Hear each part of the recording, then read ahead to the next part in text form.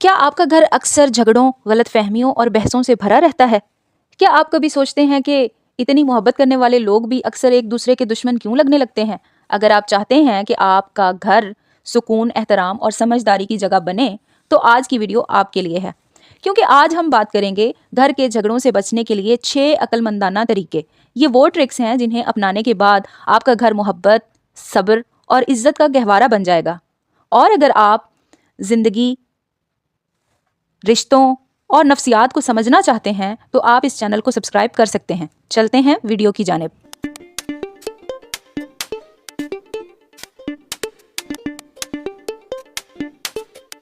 Truck number 1، خاموشی۔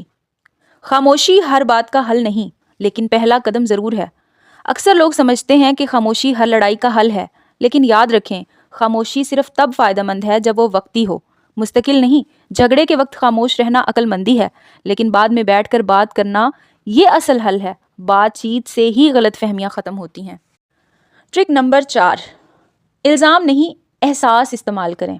زیادہ تر گھر کے جھگڑے اس جملے سے شروع ہوتے ہیں: تم ہمیشہ ایسا کرتے ہو، تم ہمیشہ ایسا ہی کرتے ہو، کبھی میری بات نہیں سنتے۔ یہ الزام والے جملے دیواریں کھڑی کر دیتے ہیں۔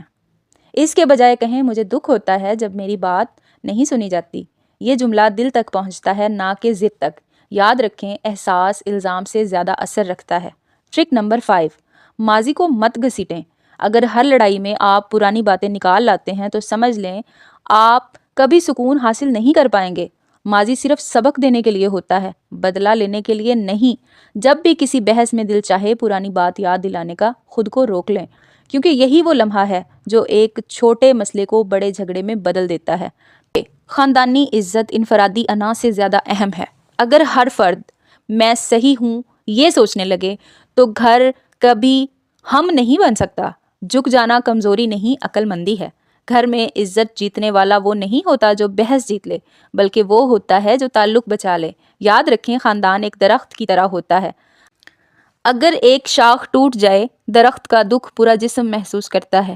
اپنے گھروں کو سکون کی جگہ بنائیں، جہاں باتیں دل سے ہوں، فیصلے دماغ سے اور جھگڑے وقت سے پہلے ختم ہو جائیں۔